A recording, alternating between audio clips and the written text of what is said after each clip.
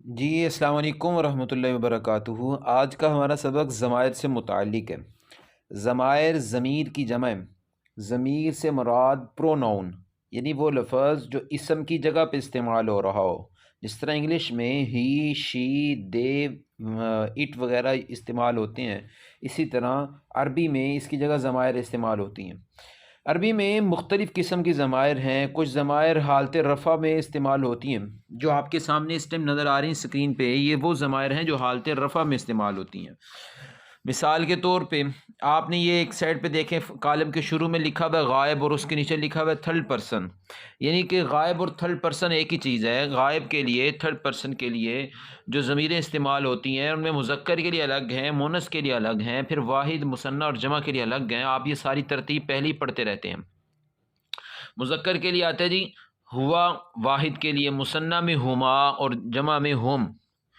پھر اسی طرح اگر مونث تھرڈ پرسن ہے تو اس کا واحد ہو، ایک ہو تو ہیا، مثنیٰ ہو تو ہما، اور اگر جمع ہو تو ہننا۔ پھر اس طرح دوسری چیز آ جاتی ہے سیکنڈ پرسن، یعنی حاضر، حاضر جس سے بندہ مخاطب ہوتا ہے۔ انت واحد کے لیے، مذکر کے لیے، اور انتما مثنیٰ مذکر کے لیے، انتم جمع مذکر کے لیے۔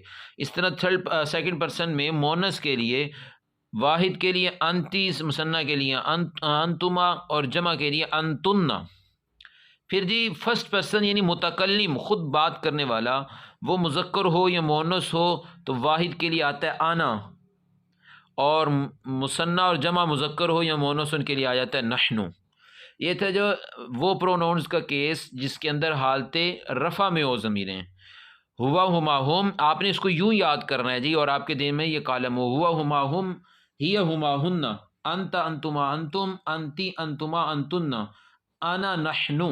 دوبارہ دیکھیں جی، آپ کو یہ زبانی یاد، یہ 14 ہیں، 14 کی 14 یاد ہونی چاہیے۔ 6 اس میں تھرڈ پرسن والی ہیں، 6 سیکنڈ پرسن والی ہیں، اور 2 جو ہیں وہ فرسٹ پرسن والی ہیں، یعنی کہ 6 غائب والی، 6 حاضر والی، اور 2 متکلم والی۔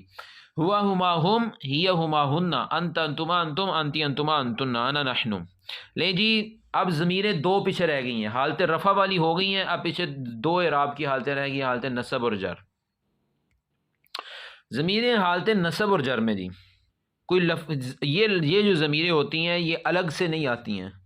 جو حالت رفع والی، یہ والی ضمیریں جو حالت رفع والی ہیں یہ الگ سے آتی ہیں، اس کے ساتھ کسی لفظ پر ٹچ ہو کر نہیں آتی۔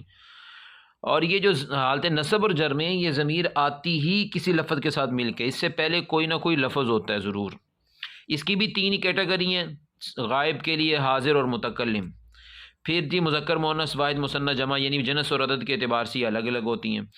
کوئی بھی آپ شروع میں لفظ، جیسے ہم رب کا لفظ لگا دیتے ہیں، ربہ، مثنیٰ میں مذکر کی ربہما، یعنی کتاب کا لفظ چلیں لگا دیتے ہیں، اور رب کا کوئی بھی لفظ آپ کا لگ سکتا ہے، قلم کا، رب کا، کتاب کا، ہے جی، کرسی کا، کوئی بھی۔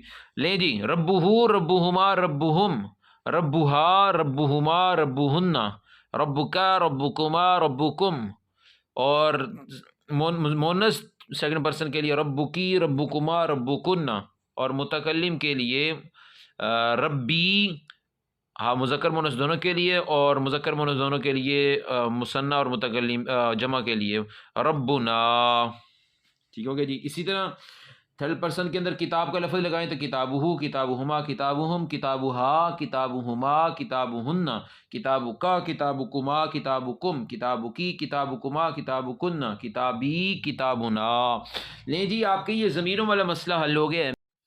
باقی یہاں پہ ایک یہ بات یاد رکھیں، اگر کوئی ایسی ضمیر ہے جس کے نیچے زیر آ رہی ہے، یعنی کہ اگر کوئی واحد مذکر کی ضمیر ہو جس کے اوپر پیش آتی ہے یا الٹی پیش آ جاتی ہے، عام طور پہ دیکھا گیا ہے کہ ضمیر کے نیچے زیر بھی آ جاتی ہے اور اس کے نیچے کھڑی زیر بھی آ جاتی ہے۔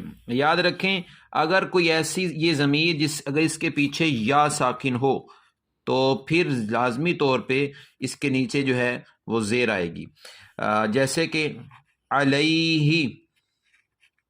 اب اس میں دیکھیں، یہ جو ہی ہے اس سے پیچھے یہ یا ساکن آ رہا ہے، اور فی ہی، الیہ، کوئی بھی لفظ، بہت سارے لفظ ایسے ہوں گے جس کے نیچے یا ساکن کی وجہ سے اس کی ڈیمانڈ ہے یا کی، اس کے بعد اس کے نیچے زیر آ جائے گی.